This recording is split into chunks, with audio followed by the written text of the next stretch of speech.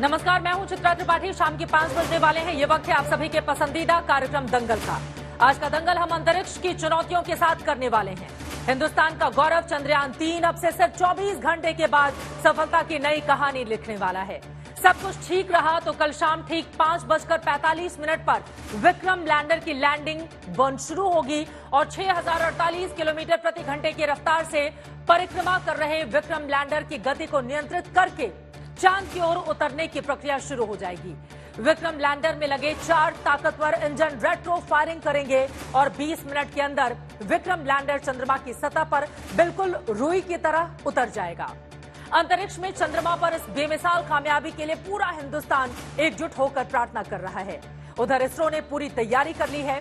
चांद की सतह पर 3900 तस्वीरों में से छांटकर 4 किलोमीटर लंबी और 2.5 किलोमीटर चौड़ी एक जगह का चुनाव किया गया है, जहां 625 वर्ग मीटर के तय दायरे में विक्रम की लैंडिंग होगी। हिंदुस्तान के चंद्र क्रांति का गवाह पूरा देश ही नहीं बल्कि दुनिया भी बनने वाली है। लेकिन भारत के वैज्ञानिकों के अथक परिश्रम और प्रयास से मिलने जा रही इस कामयाबी का श्रेय लूटने की सियासी होड़ भी लग गई है। उन मुद्दों पर भी आज के दंगल में हम चर्चा करेंगे, लेकिन उसके पहले ये रिपोर्ट देखिए।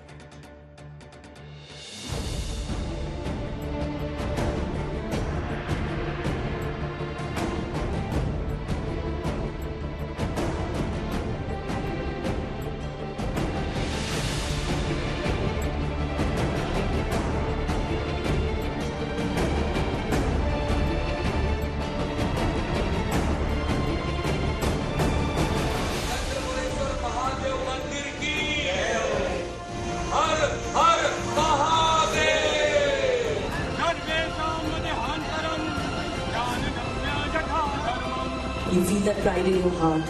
ये एक बहुत बड़ी अचीवमेंट है हमारे भारत की। भारत के मून मिशन चंद्रयान-3 का लैंडर विक्रम चंद्रमा पर उतरने से पहले आज आखिरी चक्कर लगा रहा है। सब कुछ तय हिसाब से होता गया तो 23 अगस्त के शाम 6:04 पर विक्रम लैंडर को चंद्रमा की सतह छूनी है और इसी लैंडिंग की सफलता की कामना में देश भर में भक्त श्रद्धालु मंदिरों, तीर्थों से लेकर पवित्र नदियों और घाटों तक प्रार्थना, हवन, पूजन और उपासना में जुटे हुए हैं। वाराणसी के शिव मंदिर, हनुमान मंदिर से लेकर गंगा घाटों तक चंद्रयान-3 की सफलता की कामना की जा रही है। प्रयागराज के मठों में विशेष अनुष्ठान किया जा रहा है। भोपाल में रुद्राभिषेक से लेकर कोलार के कोलारम्मा मंदिर तक लोग पूजा अर्चना करके विक्रम लैंडर की सफल लैंडिंग की कामना कर रहे हैं। चंद्रयान-3 सफलतापूर्वक अवतरण कर सके। हे गंगा मैया, हे बाबा विश्वनाथ, हमारे चंद्रयान-3 को सफलतापूर्वक लैंड कराएं। हम तो यही प्रार्थना कर रहे हैं कि हम अच्छे से कल लैंड कर पाए। सफलतापूर्वक चंद्रयान हमारा सफल होगा और अपना भारत विश्व गुरु के नाम से जाना जाएगा। चंद्रयान जो हमारा ये है उसकी सफलतापूर्वक लैंडिंग के लिए भी हमने आहुति डाली है। इसरो के वैज्ञानिकों के अथक परिश्रम और 140 करोड़ हिंदुस्तानियों की उम्मीदों की ताकत है कि आज हिंद के कदम चांद पर पड़ने जा रहे हैं। भगवान से इस देवता से प्रार्थना कर रहे हैं कि हमारे महान अंतरिक्ष वैज्ञानिकों का ये सपना साकार हो। आशा करता हूँ और प्रार्थना करता हूँ कि 23 अगस्त में हम देख पाएंगे कि हमारे भारत का जो स्पेसक्राफ्ट विक्रम है वहाँ पहुँच गया है। पूरी भगवान से प्रार्थना करता हूँ कि सक्सेसफुल लैंडिंग हो। All of us, I think, right now, we're waiting to watch it. This is a very, very great achievement. उधर लैंडर विक्रम ने चंद्रमा से ताजा तस्वीरें भेजी है। इन तस्वीरों में चंद्रमा की सतह का मुआयना करते हुए खाइयों, गड्ढों और चट्टानों की पहचान की जा रही है। इसरो ने लिखा है कि मिशन अपने नियत समय पर चल रहा है। सारे सिस्टम की नियमित जांच हो रही है। हम बिना किसी मुश्किल के आगे बढ़ रहे हैं। मिशन ऑपरेशन कॉम्प्लेक्स ऊर्जा और उत्साह से भरा है। लाइव टेलीकास्ट 23 अगस्त शाम 5:20 से शुरू हो जाएगा। इस ट्वीट के साथ ही इसरो ने ये वीडियो पोस्ट किया और बताया कि इसे लैंडर पोजीशन डिटेक्शन कैमरा यानी LPDC ने लिया है। 19 अगस्त को जब लैंडर चांद से 70 किलोमीटर की ऊंचाई पर था तब उसने ये वीडियो बनाया था। ताजा सूरत यह है कि लैंडर विक्रम जब चंद्रमा के ऑर्बिट में चक्कर लगाते हुए उसके दक्षिणी ध्रुव के करीब पहुंच रहा है तो चांद और विक्रम के बीच सिर्फ 25 किलोमीटर का फासला बच रहा है और विक्रम लैंडर जब परिक्रमा पथ पर चांद के उत्तरी ध्रुव की ओर बढ़ रहा है तो चांद की सतह से उसकी दूरी करीब 134 किलोमीटर हो जा रही है। अब इंतजार ये है कि 23 तारीख को जब विक्रम लैंडर शाम के 6 बजे के आसपास चंद्रमा के पेरिल्यून के आसपास होगा तब उसकी लैंडिंग की प्रक्रिया शुरू की जाएगी। सबसे पहले विक्रम लैंडर का लैंडिंग बर्न शुरू किया जाएगा। इसके शुरू होते ही विक्रम लैंडर चांद की सतह की तरफ बढ़ने लगेगा। लैंडिंग बर्न शुरू होने से पहले तक विक्रम लैंडर की गति 1.68 किलोमीटर प्रति सेकंड यानी 6048 किलोमीटर प्रति घंटे की होगी। विक्रम लैंडर की इस गति को घटाकर चंद्रमा की सतह पर पहुंचने से पहले सिर्फ 20 सेंटीमीटर प्रति सेकंड की गति तक पहुंचाने की चुनौती है, क्योंकि जब विक्रम लैंडर चांद की सतह को छुएगा तब 1752 किलोग्राम के विक्रम लैंडर की वर्टिकल वेलोसिटी यानी ऊर्ध्व गति सिर्फ 0.20 सेंटीमीटर प्रति सेकंड की होगी, जबकि क्षैतिज यानी हॉरिजॉन्टल वेलोसिटी 50 सेंटीमीटर प्रति सेकंड की होगी। और इसके लिए इसरो के वैज्ञानिकों ने इस बार विशेष प्रावधान कर रखे हैं ताकि विक्रम लैंडर की गति पर नियंत्रण बनाया रखा जा सके। 30 किलोमीटर की दूरी से लैंडर 1.68 किलोमीटर प्रति सेकंड की रफ्तार से नीचे उतरना शुरू करेगा। चांद का गुरुत्वाकर्षण उसे खींचेगा, जिसे रोकने के लिए लैंडर की रफ्तार कम की जाएगी। 4 थ्रस्टर इंजन फायर किया जाएगा, जिसे रेट्रो फायरिंग कहते हैं। इससे रफ्तार कम होगी और चांद की सतह के पास आते आते लगभग शून्य हो जाएगी। जब 800 मीटर की दूरी बच जाएगी तब 2 थ्रस्टर इंजन बंद कर दिए जाएंगे ताकि रफ्तार और कम ना हो। इसके बाद ±2 मीटर प्रति सेकंड की रफ्तार से लैंडर चांद पर उतरेगा। और अहमदाबाद के इसरो सेंटर के वैज्ञानिकों का कहना है कि ये फैसला आखिरी 2 घंटे में लिया जाएगा कि सब कुछ ठीक रहा तो लैंडिंग होगी, वरना लैंडिंग का अगला प्रयास 27 अगस्त को किया जाएगा। 23 अगस्त को उतरने का प्रयास कर रहे हैं। 23 को अगर परिस्थिति ठीक नहीं हुई और हमको लगा कि 23 पे उतरना ठीक नहीं रहेगा तो 27 अगस्त को प्रयास करेंगे, 4 दिन बाद। तो 27 अगस्त को अगर हम उत्तरायण करते हैं तो लगभग मेन साइट से लगभग 400 किलोमीटर दूर होगी जो दूसरी साइट है। तो वो साइट का भी पूरा विश्लेषण एनालिसिस करके उसका भी प्रोग्राम हमने लैंडर में पहले से ही प्रोग्राम करके रखा हुआ है।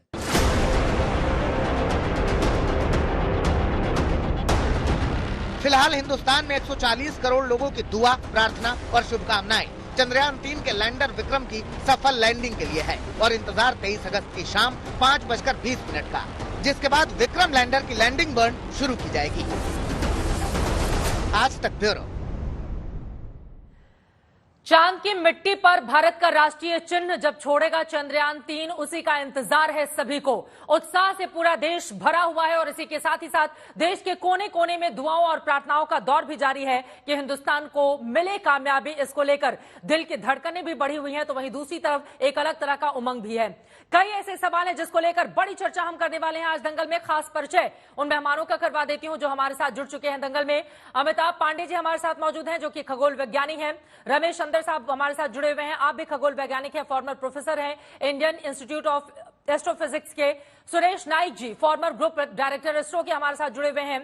योगेश्वर नाथ मिश्रा जी स्टूडियो में हमारे साथ जुड़े हुए हैं, आप नासा के साइंटिस्ट हैं। अभी हाल ही में आप अमेरिका से हिंदुस्तान आए हैं और यकीनन किस तरह की तैयारी इसके लिए की गई है उसके बारे में आपसे ज्यादा जानकारी लेंगे। इसी के साथ ही साथ हमारे तमाम सहयोगी अलग अलग हिस्सों से हमारे साथ जुड़े हुए हैं। बेंगलुरु से हमारे साथ जुड़ी हुई है नेहा बाथम, आपको टीवी स्क्रीन पर दिखाई दे रही है। अभिषेक आनंद भी हमारे सहयोगी इस वक्त जुड़ चुके हैं। सीधे राजधानी दिल्ली से लखनऊ लेकर चलेंगे, कुमार अभिषेक वहां से मौजूद हैं। रवीश पाल सिंह हमारे साथ जुड़े हुए हैं भोपाल से। लेकिन सबसे पहले नेहा आपका रुख करते हुए, किस तरह की तैयारी, क्या उमंग, क्या जोश इस वक्त आपको नजर आ रहा है बेंगलुरु में? क्योंकि वहां पर जो वैज्ञानिक हैं उनके दिल की धड़कनें जितनी बढ़ी होंगी उसको हम महसूस कर सकते हैं राजधानी दिल्ली से। किस तरह की तस्वीरें आपने अपनी आंखों से देखी नेहा? देखिए, सबसे महत्वपूर्ण बात चित्रा ये है कि मैं उस जगह पर मौजूद हूँ जहां पर इसरो का पूरा हेडक्वार्टर्स है और जाहिर तौर पर यही वो जमीन है जहां पर ये पूरी तैयारी, चाहे वो चंद्रयान 1 हो, 2 हो, 3 हो, तमाम वैज्ञानिकों ने की है। और पिछले बार के मिशन से सबक लेते हुए इस बार पूरा का पूरा फोकस इस बात पर टिका हुआ है कि कैसे चंद्रयान 3 देश के लिए इतिहास रचे, क्योंकि साउथ पोल पर सॉफ्ट लैंडिंग करने वाला ये सबसे पहला मिशन विश्व का होगा। हालांकि मून पर लैंडिंग करने वाले हम चौथे देश हैं, यूएसएसआर, यूएसए और चाइना के बाद, लेकिन साउथ पोल जो काफी डिफिकल्ट टेरेन माना जाता है, चाहे वो क्लाइमेटिक लिहाज से हो, चाहे वो वहां पर हो रहे जो ल्यूनर अलग अलग एनवायरमेंट्स होते हैं, उनको ध्यान में रखकर इस बार की चंद्रयान 3 की डिजाइनिंग की गई है। और मेरे ठीक पीछे आप देख भी सकती हैं लैंडर विक्रम और प्रज्ञान को कैसे यहाँ पर इस पूरे वीडियो के जरिए दर्शाया गया है, कैसे पिछले 4 साल भी हमने वेस्ट नहीं करे हैं, उसमें भी ये ऑर्बिटर लगातार मून के चक्कर लगाता रहा है और 3900 किलो का ये चंद्रयान 3 है, जिसे कल हम इतिहास रचते और गढ़ते हुए देख पाएंगे। 2008 के चंद्रयान 1 मिशन के दौरान हिंदुस्तान ने वो खोज की थी कि चंद्रमा पर किस तरह से पानी है, उसके संकेत दिए थे। और इस मिशन के कामयाब हो जाने के बाद यकीनन बहुत सारे संकेत और संदेश जो है दुनिया भर में जाएंगे। सीधे अभिषेक, आपका रुख कर लेते हुए, नेहरू तारामंडल की क्या है तैयारी कल को लेकर?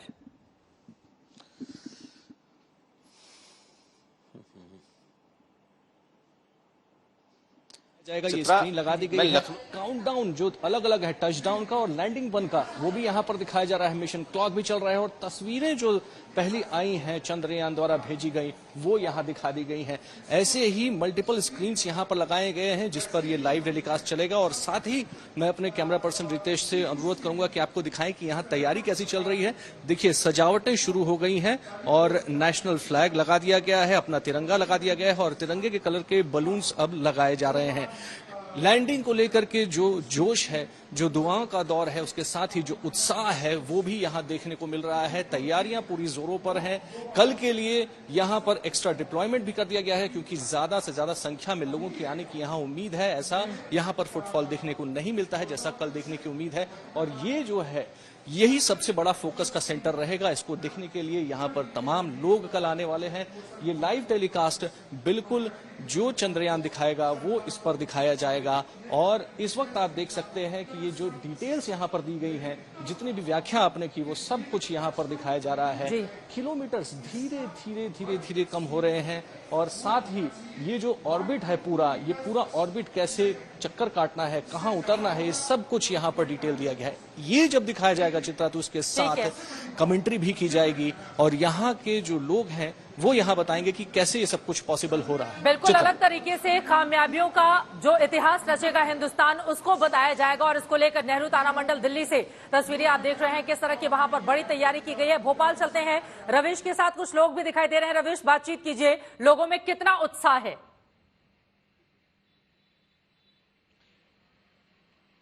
बिल्कुल जबरदस्त उत्साह है और आज से ही तैयारी शुरू कर दी है। भोपाल में अलग अलग जगहों पर जो है इसकी लाइव स्ट्रीमिंग तो होगी, लेकिन जो तमाम लोग इस वक्त हमारे साथ मौजूद है हाथों में तिरंगा लिए और जो लैंडर है उसकी तस्वीरें लिए, उनसे हम बात करते हैं कि क्या लगता है उन्हें। आप लोग आए और बताएं कि कैसे देखते हैं इस पूरे मिशन को, आप कितना उत्साह है कल को लेकर के? बिल्कुल काफी उत्साह है क्योंकि भारत पूरे विश्व का चौथा देश है जो कि चंद्रयान पे सफल लैंडिंग की जा रही है, जिसके द्वारा तो मैं समझता हूँ कि भारत एक ओवर के और एक अच्छे देश के रूप में आएगा और मैं सफल लैंडिंग की कामना करता हूँ, ईश्वर से प्रार्थना करता हूँ कि सफल लैंडिंग हो। आप बताएं क्या कहना है? देखिए क्या है, चौथा तो अलग बात है, पहला इसलिए कहेंगे क्योंकि दक्षिणी ध्रुव जो है वहां पर कोई देश नहीं गया आज तक, तो वहां पर अगर हमारा चंद्रयान 3 पहुंचेगा तो ये मान के चलिए कि भारत के लिए बहुत ही गर्व की बात है।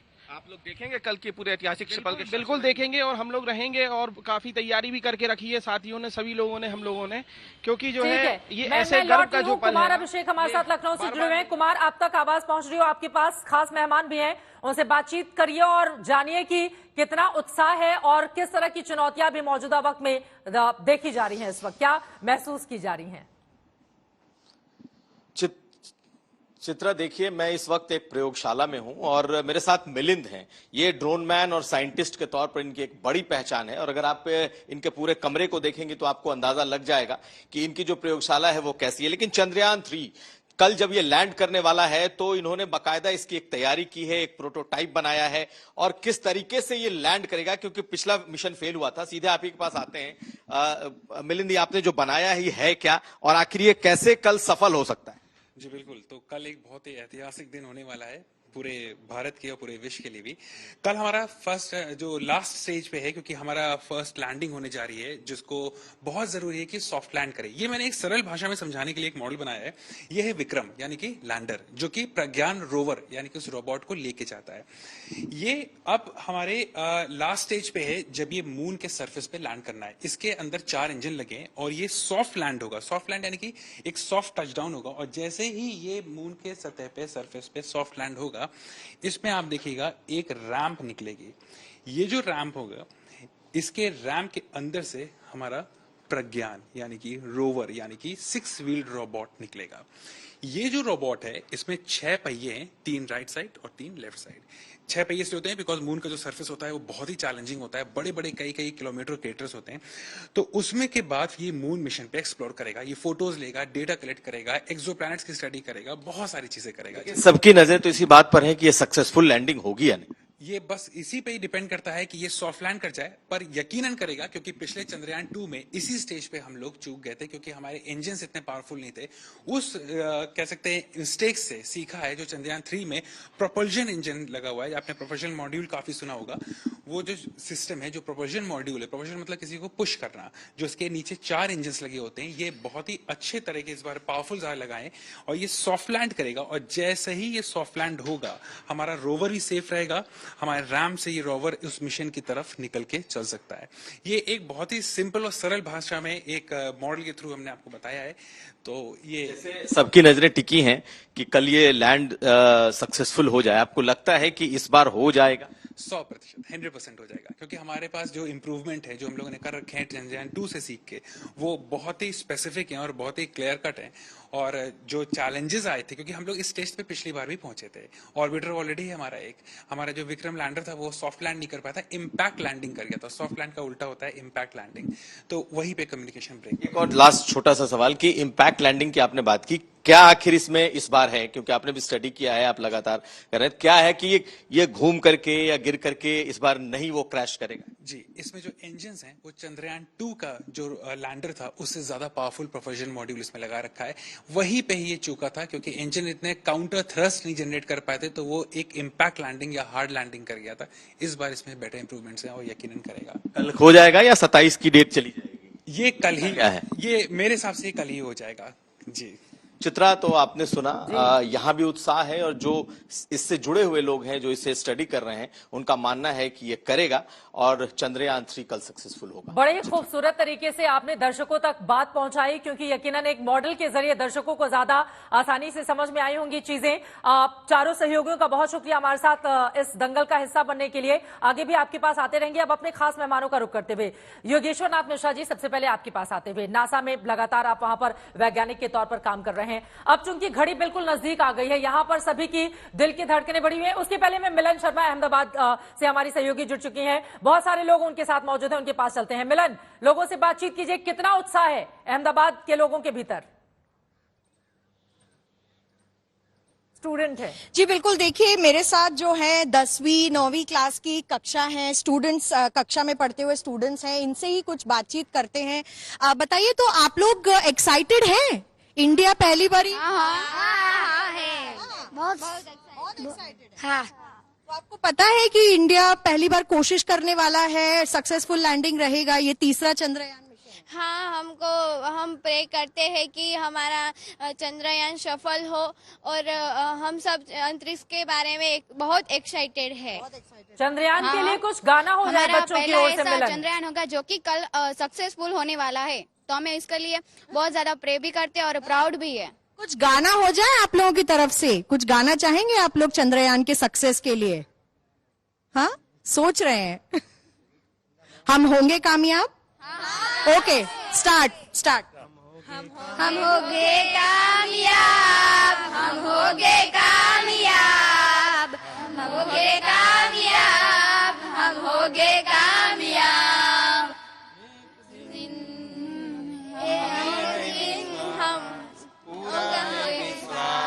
हम होंगे कामयाब।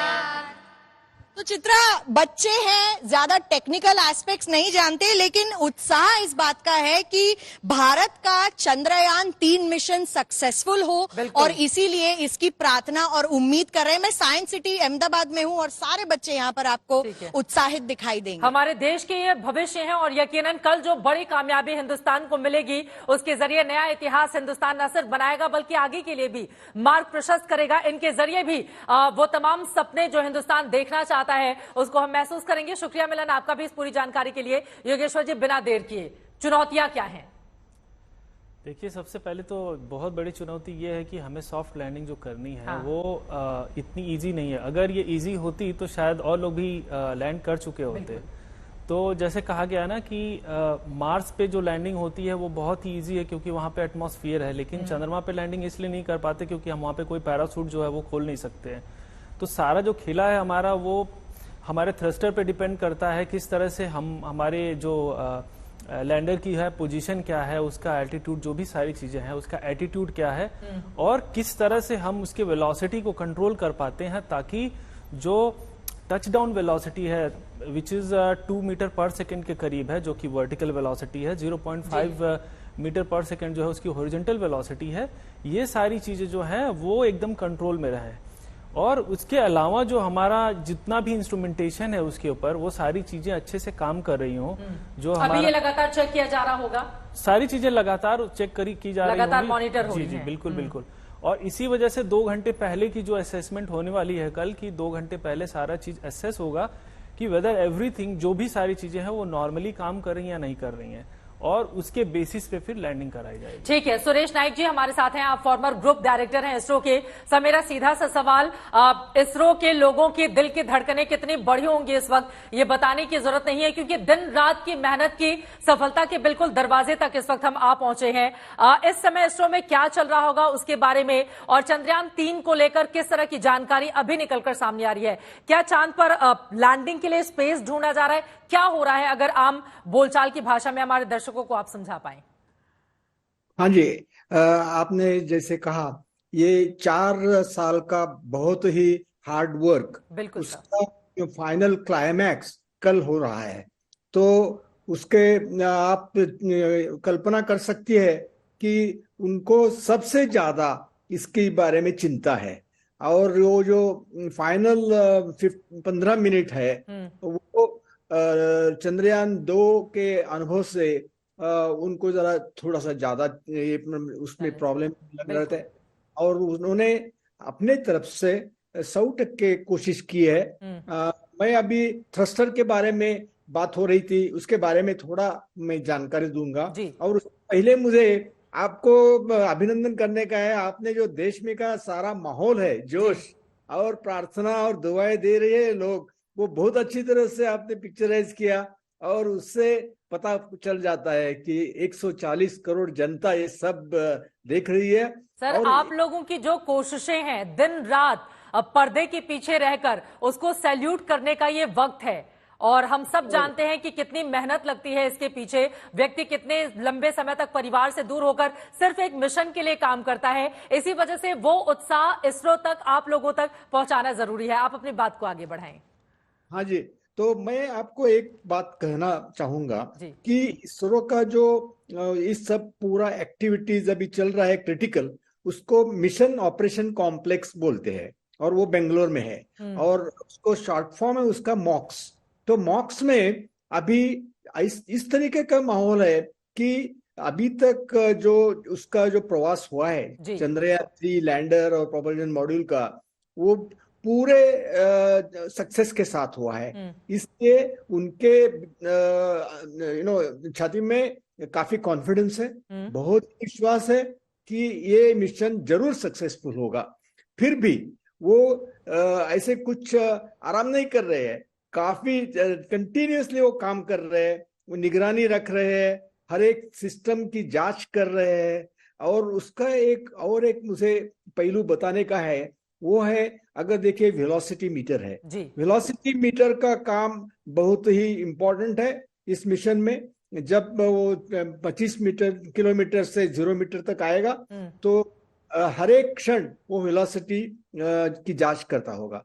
अगर उसमें कुछ गलती होगी ना तो बहुत ही सब घोटाला हो जाता है। तो इसलिए उसका कैलिब्रेशन बहुत इंपॉर्टेंट है। इसी तरह अल्टीमीटर यानी ऊंचाई देखने का जो उपकरण है वो भी बहुत ही इंपॉर्टेंट है, उसका भी कैलिब्रेशन किया जा रहा है। और दूसरी बात मैं बता रहा हूं आपको कि ये जो लैंडर है वो पहले 25 किलोमीटर से निकलेगा 6000 किलोमीटर पर आवर ये गति से। बाद में जब 800 किलोमीटर 800 किलोमीटर तक आएगा तो उसको वर्टिकल होगा वो, और वहां से उसको गति शून्य हो जाएगी और वो ढूंढेगा अपना जो स्पॉट है वो बराबर है कि नहीं, उसको हॉवरिंग बोलते हैं। और उसके बाद वो नीचे आएगा 150 किलोमीटर, 150 किलोमीटर भी वो रुकेगा और एक दफा ढूंढेगा और बाद में वो डिसीजन लेगा कि ये ठीक है, ये स्पॉट अच्छा है। तो आपको कल्पना आ सकती है कि कितना बहुत काम करने का है अभी। इसके साथ ही साथ मैं आपसे आगे जानूंगी कि इसरो में किस तरह का माहौल होगा। एक बार फिर से रमेश अंदर जी भी हमारे साथ हैं, अमिताभ पांडे जी आप दोनों के पास में आऊंगी। हरीश रावत जी इस वक्त हमारे साथ जुड़ चुके हैं। आप पूर्व मुख्यमंत्री उत्तराखंड के हैं, कांग्रेस पार्टी के वरिष्ठ नेता। हरीश रावत जी, आज आपकी ओर से दिया गया एक बयान बहुत ज्यादा चर्चा में है। इसरो को प्रधानमंत्री नेहरू से जोड़कर आखिर क्या बताने की कोशिश हरीश रावत की ओर से मौजूदा वक्त में की जा रही है? बीजेपी कह रही है कि वैज्ञानिकों की जो कोशिशें हैं उसका श्रेय लेने की होड़ मच गई है इस वक्त कांग्रेस के भीतर। बिल्कुल गलत कह रहे हैं। निश्चित तौर पर हमारे वैज्ञानिकों के प्रयास अभिनंदनीय हैं, मगर जो इस आइडिया के फाउंडर हैं उनको भी ऐसे क्षण में जब हम एक इतिहास बनाने जा रहे हैं तो याद करना हमारा राष्ट्रीय कर्तव्य है। और हम सबके हाथ, हिंदू, मुस्लिम, सिख, ईसाई, प्रत्येक इंडियन के हाथ जो है, पूरी इंडिया के हाथ जो है जुड़े हुए हैं इस मिशन की सफलता के लिए। लैंडर सफलतापूर्वक चांद पर सॉफ्ट लैंडिंग कर जाए, ये हम सब की हार्दिक कामना है। परमपिता परमेश्वर से हम सब की प्रार्थना है। तो इसमें कांग्रेस भाजपा कहीं कुछ नहीं है, पूरा देश है, पूरा भारत है, पूरी इंडिया है। ये आपकी बात बिल्कुल सही है, लेकिन इसी से जुड़ा हुआ मेरा अगला सवाल है। पंडित नेहरू की बात आप लेकर आए इसरो के मद्देनजर, लेकिन मौजूदा वक्त में चूंकि 4 साल के भीतर ही दोबारा हिंदुस्तान अगर इतनी बड़ी कोशिशें कर रहा है, चूंकि आप राजनीतिक व्यक्ति हैं इस वजह से राजनीतिक सवाल ही आपसे होगा, तो फिर प्रधानमंत्री मोदी को भी श्रेय दिया जाना चाहिए कि 4 साल के भीतर ही इस तरह की कोशिशों को अंजाम देने के लिए उनकी ओर से भी पूरी ताकत लगा दी गई, वैज्ञानिकों के साथ सपोर्ट किया गया पूरा। यकीनन जब हमारे वैज्ञानिकों को इसका श्रेय मिल रहा है, भावनात्मक तरीके से पूरे भारतवासियों को उसका श्रेय मिल रहा है, तो प्रधानमंत्री तो देश के अग्रज हैं, वो हमारे एजुकेटिव हेड हैं, तो उन तक तो स्वाभाविक रूप से जाएगा। तो इसमें कोई उसकी बात है। लेकिन ऐसे मौके पर हम उन सबको भूल जाएं जिनका अतुलनीय योगदान से आज हमारा ये सपना साकार होने जा रहा है कि हमारा लैंडर जो है सॉफ्ट लैंडिंग करे चांद की सतह पर और विक्रम चले। तो उस समय उनको याद करना हमारा राष्ट्रीय कर्तव्य है। हम कृतज्ञ देश नहीं है, हम कृतज्ञ देश है। जिन फाउंडिंग फादर्स ने ये बुनियाद बनाई है आज के भारत की, उनको याद रखना हम सबका नैतिक कर्तव्य है। और जिस दिन नैतिक बल हट जाएगा उस दिन देश के रूप में हम सब कुछ होते हुए भी कमजोर हो जाएंगे। तो इसलिए जो मैंने कहा वो मैं समझता हूं, मैं उम्मीद करता हूं जो मेरे दोस्त आपसे भाजपा के मित्र बैठे हुए हैं वो भी इसको एक्नॉलेज करेंगे। नेहरू के योगदान को आप कभी भुला सकते हैं? अभी हमारे साथ जितने भी लोग बैठे हुए हैं सभी वैज्ञानिक हैं, खगोल शास्त्री हैं। भारत को वैज्ञानिक स्वरूप देख। ठीक है सर, लेकिन आपकी बातों से मुझे पुरानी बात याद आती है। जॉन एफ कैनबी जो कि अमेरिका के प्रेसिडेंट रहे थे, उनकी ओर से सदन के भीतर ऐलान किया गया था कि 10 साल के अंदर अमेरिका जो है चंद्रमा पर यात्री उतारने वाला पहला देश बन जाएगा, जो सुरक्षित वहां पर किसी व्यक्ति को लेकर जाएगा और फिर सुरक्षित वापस लेकर आएगा। और 10 सालों में वो कामयाबी भी अमेरिका ने हासिल की थी। उनका एक अलग तरह का आत्मविश्वास था। उसी को लेकर बीजेपी अब नरेंद्र मोदी को कहती है कि देखिए पहले कितना ज्यादा वक्त लग जाता था, लेकिन अब 4 सालों में ही हमारा देश पूरी तरह से तैयार हो रहा है मोदी के नेतृत्व में तिरंगा फहराने के लिए, चंद्र क्रांति के लिए। जी, जब हमने सपना देखा था, आप मुझसे पूछ रही हैं? जी जी, आपसे ही जब हमने सपना देखा था, उस समय हम सुई भी, जी, जिस समय हमने सपना देखा था तब हम सुई भी नहीं बनाते थे। बिल्कुल। तो एक भूखे राष्ट्र ने जो राष्ट्र के रूप में स्वरूप ले रहा था, उसने उस समय चांद सितारों का सपना देखा और उसको प्रैक्टिकल स्वरूप देने के लिए एक संस्था को खड़ा करने का काम किया और वैज्ञानिकों को जोड़ने का काम किया। तो यकीनन इस क्षण पर उनको याद करना हमारा राष्ट्रीय कर्तव्य है और मैं रविशंकर प्रसाद जी से भी चाहूंगा कि नेहरू जी को याद करते हुए जो है लैंडर को शुभकामनाएं दें। और मैं भी जो है मोदी जी को सामने देख करके लैंडर को बधाई दे रहा हूं उसकी सॉफ्ट लैंडिंग के लिए। वो हमारे देश के प्रधानमंत्री हैं। हाँ, अभी थोड़ा इंतजार करना होगा सॉफ्ट लैंडिंग की बधाई के लिए। अभी हम कामना करें और शुभकामनाएं। जी, अभी थोड़ा सा इंतजार करना होगा, 24 घंटे का वक्त बाकी है। लेकिन एक और सवाल जो मेरे जहन में है, इसीलिए जवाहरलाल नेहरू जी के योगदान को कम करके कहीं पर कैसे आंका जा रहा है? क्योंकि चंद्रमा पर एकमात्र जो नामकरण किया गया हिंदुस्तान की ओर से, जवाहर पॉइंट, वो तो पंडित नेहरू के नाम से ही किया गया। तो उनके योगदान को कहां भुला रहा है देश? 14 नवंबर को ही पहला चंद्रयान गया था चांद पर। तो जी, मैं वो भारतवासी हूं जिनको नेहरू जी का नाम लेने में डर नहीं लगता है, जिनको परहेज नहीं होता है। जिनको नेहरू जी का नाम लेने में परहेज है वो समझे। मगर हम लाख कोशिश करें, इस देश की धरती से, लोगों के मन से और भारत के पिछले और आगे के इतिहास से नेहरू जी का नाम मिटाया नहीं जा सकता। कौन मिटाने का काम कर रहा है? इस तरह के आरोप क्यों लगा रहे हैं मौजूदा वक्त में आप? नहीं, मैं इस समय जब खुशी का मौका है, मैं इस तरीके के आरोप लगाने की घृष्टता नहीं करूंगा। लेकिन कभी कभी सत्य के साक्षात्कार शब्दों में हो जाते हैं, तो उसके लिए यदि किसी को दुख पहुंच रहा हो तो मैं उनसे क्षमा चाहूंगा। लेकिन मैं उतना ही उद्वेलित हूं जितना जो है श्री रविशंकर प्रसाद जी हैं। और मेरे हाथ भी अपने इष्ट के प्रति, परम पिता परमेश्वर के प्रति जुड़े हुए हैं कि ये भगवान हमारा ये अभियान सफल हो। पूरे भारत उस सफलता की कामना कर रहा है और पूरी कांग्रेस मल्लिकार्जुन खड़गे जी और राहुल जी के नेतृत्व में इसकी सफलता की कामना कर रही है। पूरा देश कामना कर रहा है। बहुत शुक्रिया हरीश रावत जी आज तक से जुड़ने के लिए, चूंकि राजनीति को लेकर एक अलग तरह की यात्रा आगे बढ़ती रहती है हर मुद्दे पर, लेकिन यकीनन पूरा देश इस वक्त यही कामना कर रहा है कि हमारा ये जो चंद्रयान मिशन 3 है ये पूरी तरह से कामयाब हो। अब मैं अमिताभ पांडे जी सीधे आपके पास आते हुए, चूंकि एक डर का माहौल भी चंद्रयान 2 के वक्त हम सब ने देखा था, किस तरह की निराशा, हम सब उस समय कार्यक्रम कर रहे थे, आंखें सभी की भरी हुई थी। अब मौजूदा वक्त में किस तरह की चुनौतियां आप देख रहे हैं जिससे पार पाने के लिए प्रार्थना भी करना होगा और कुछ सतर्कता भी बरती जानी होगी? यहाँ मैं थोड़ा सा आपसे अलग बात करना चाहूंगा, जो आप बातें लगातार कर रहे हैं। प्रार्थना से ज्यादा प्रयास की जरूरत है। बिल्कुल। आइंस्टाइन को बुलाया गया था, इजराइल के प्रेसिडेंट बनाने के लिए इन्वाइट किया गया था। आइंस्टाइन ने कहा चलो मैं देख के आता हूँ, उनको बुलाया कि देखो पहले। उन्होंने देखा कि वहां एक वेडिंग वॉल है, वहां काफी सारे नौजवान खड़े होकर कुछ प्रार्थना बुला रहे हैं। उन्होंने एक बात कही थी कि I don't see future of this country. तो हमारा जो फ्यूचर है वो विज्ञान में है, तर्क में है, शोधन में है। हमारा जो प्रार्थना जिनको करनी है अपने घर में प्रार्थनाएं करें।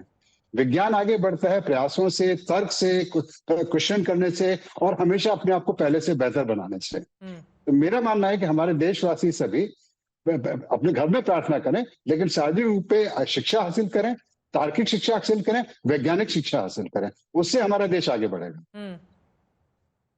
प्रार्थनाओं में भी बहुत शक्ति होती है। लेकिन अब आगे बढ़ते हुए, और ये प्रधानमंत्री नरेंद्र मोदी की तस्वीरें हम आपको दिखा रहे हैं।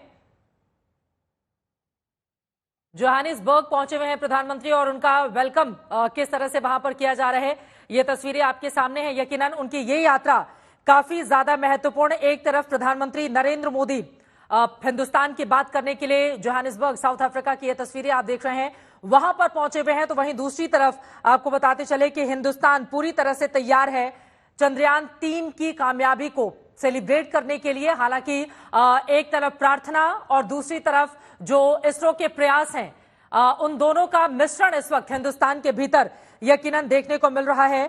ब्रिक्स शिखर सम्मेलन की शुरुआत हो रही है, जिसमें शामिल होने के लिए प्रधानमंत्री नरेंद्र मोदी पहुंच चुके हैं। ये तस्वीरें आपके सामने हैं और यहां पर चीन के राष्ट्रपति शी जिनपिंग से भी मुलाकात हो सकती है, क्योंकि आपको बताते चले अगले महीने G20 का आयोजन अपनी अध्यक्षता के अंडर कर रहा है हिंदुस्तान, जिसमें 20 देशों के राष्ट्राध्यक्षों की बड़े बड़े नुमाइंदों करने वाले लोगों की मौजूदगी हमारे देश की राजधानी दिल्ली में मौजूद होगी। उसके पहले ब्रिक्स में जाकर वहां पर हिंदुस्तान का परचम बुलंद करना, ये तस्वीरें इस वक्त टीवी स्क्रीन पर हम आपको दिखा रहे हैं।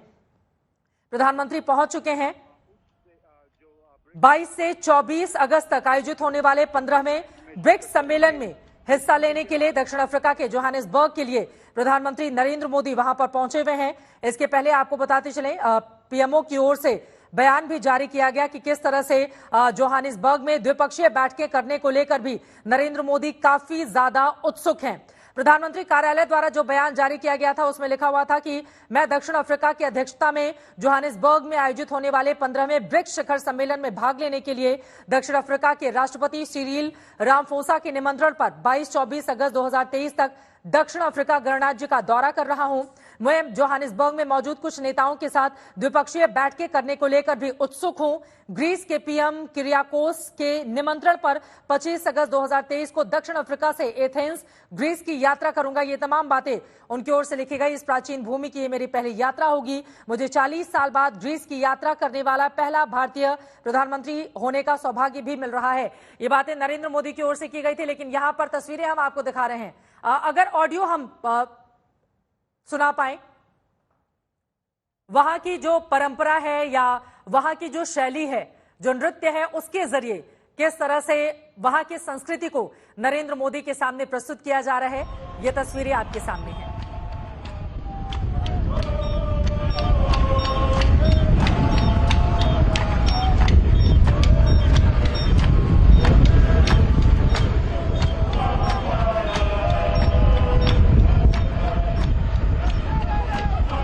ये सीधी तस्वीरें आप साथ देख रहे हैं इस वक्त जोहानिसबर्ग से प्रधानमंत्री नरेंद्र मोदी अपने विशेष जोहानिसबर्ग की ये सीधी तस्वीरें आपने देखी, किस तरह से परंपरा के तहत स्वागत किया गया। वहां की जो शैली है, वहां का जो नृत्य है, उसके जरिए नरेंद्र मोदी का वेलकम किया गया। आपको बताते चले जोहानिसबर्ग में ब्रिक्स यानी कि ब्राजील, रूस, भारत, चीन, साउथ अफ्रीका शिखर सम्मेलन का ये मौका है जब प्रधानमंत्री नरेंद्र मोदी वहां पर पहुंचे हुए हैं। अब लौट आते हैं मिशन पर जो हिंदुस्तान इस वक्त लगा हुआ है।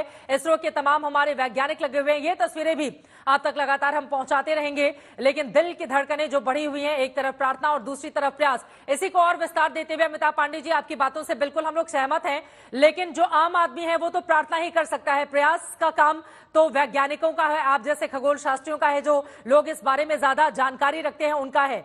अब यहां से चुनौतियां किस तरह के हिंदुस्तान के सामने आप देख रहे हैं अमिताभ जी? जी हाँ, अभी जो हमारा पिछला, हमको जो समय ये समझना होगा कि पिछला हमारा चंद्रयान 1 जो गया था, दरअसल सबकी शुरुआत वहां से होती है। उसके पहले हमें सिर्फ अंदाजा था कि चांद पे पानी हो सकता है। चंद्रयान 1 ने पानी का खोजा और फिर अमेरिका के जो अपना LRO था और एक और मिशन था, उसने चंद्रमा पे दक्षिण ध्रुव पे पानी को कंफर्म किया। उसके बाद से दक्षिण ध्रुव के आसपास का जो पूरा इलाका है, लगभग बोल सकते हैं 30-40 डिग्री जो अक्षांश है, मतलब आपका 70 डिग्री ले लीजिए आप, मतलब 90 डिग्री से लेकर 70-60 डिग्री के जो लैटिट्यूड है चंद्रमा के साउदर्न लैटिट्यूड, वहां पर काफी पानी का भंडार होने की पॉसिबिलिटी लगभग कंफर्म है। लेकिन अब वहां जाके दिक्कतें बहुत है कि वहां पे जाएंगे, बस्तियां बसेंगे, तो बस्तियां वहां नहीं बस सकती है, वहां पे एनर्जी कम है, सन का रेडिएशन बहुत कम पहुंचता है, सूरज की रोशनी बहुत फीकी होती है। तो पानी की वहां खोज करके कैसा पानी है और पूरे चंद्रमा की आबो हवा को पता करना। वहाँ हवा नहीं है, लेकिन बहुत ही इस तरह के सूरज के निकलने वाले विकिरण, सौर हवाओं का वहां के वातावरण में क्या असर होता है, वहां के टेम्परेचर किस तरह से बदलता है लगातार, उसकी मिट्टी में किस तरह के खनिज मौजूद हैं, पानी कितना है, कितनी गहराई पर है उस पानी की, और उसमें निकालने में क्या दिक्कतें आएंगी। तो ये चंद्रयान, हमारे चंद्रयान 3 की सफल लैंडिंग अगर दक्षिण ध्रुवीय क्षेत्र में होती है, एक नई शुरुआत हम करने जा रहे हैं जिसमें दुनिया के सारे देश इसी रेस में जुड़ने वाले हैं। रशिया का जो लूना 25 फेल हो गया, उसको हमें उनको भी उनके सांत्वना देनी चाहिए कि सभी देश प्रयास करते हैं, सफलता भी मिलती है, असफलता भी मिलती है, और सफलता लगातार प्रयास करने वालों को मिलती है, हमेशा याद रखिए जिंदगी में। तो हमारे प्रयास जारी हैं और उम्मीद है इस बार हम सफल लैंड होंगे, और जो नई जानकारियां हासिल होंगी वो हमारे लिए भी जरूरी, सारी दुनिया के लिए भी जरूरी है, क्योंकि इसमें सारे दुनिया का मिला जुला योगदान होता है सफलता को पहुंचाने में, उसके ऑपरेशन में। बिल्कुल सही कहा आपने। रमेश चंद्र कपूर जी, अब सीधे आपके पास आते हुए जिन बातों का जिक्र किया है मेहता पांडे जी, मैं बहुत देर से आपके पास आ रही हूँ, माफी सर, लेकिन अब यहाँ से एक उपलब्धि की तरफ भी हिंदुस्तान आगे बढ़ा है। चंद्रयान 2 मिशन जो हमारा सफल नहीं हो पाया था, उससे हमने क्या सीखा, और चंद्रयान 3 के लिए हम कैसे अब यहाँ से आगे बढ़ रहे हैं जब सिर्फ 24 घंटे का वक्त बाकी है? समय बहुत कम है, ये बात तो सही है, लेकिन जो कुछ भी तैयारियां करनी थी, जो कुछ भी इनिशियल कंडीशंस को करेक्ट करना था, और जो ट्रेजेक्ट्री को फाइनलाइज करना था, वो इसे ऑलरेडी कर चुका है। अब जो है एक किस्म से वो अब इंतजार है उस समय का जब जो है उतार शुरू होगी, और 23 अगस्त को 5:45 के समय, और उसके बाद करीब 18-19 मिनट में हम जानेंगे कि लैंडर रोवर जो है चंद्रमा की सतह को उन्होंने छू लिया। आखिरी के 15 मिनट जी, आखिरी के 15 मिनट का जो डर है उसको कैसे आप बयां करेंगे शब्दों में? अब देखिए ये डर जो है सभी का है, अब क्योंकि नासा ने जब अपना मंगल ग्रह पे अपना जो है स्पेस प्रोब भेजा था, तो उसको कहते थे 7 मिनट्स ऑफ टेरर, लेकिन वहां पर एक एडवांटेज थी, मंगल ग्रह पर एक बहुत चाहे हल्का ही सही, बहुत क्षीण सही एक विरल वातावरण है, वहां पैराशूट का उपयोग किया जा सका।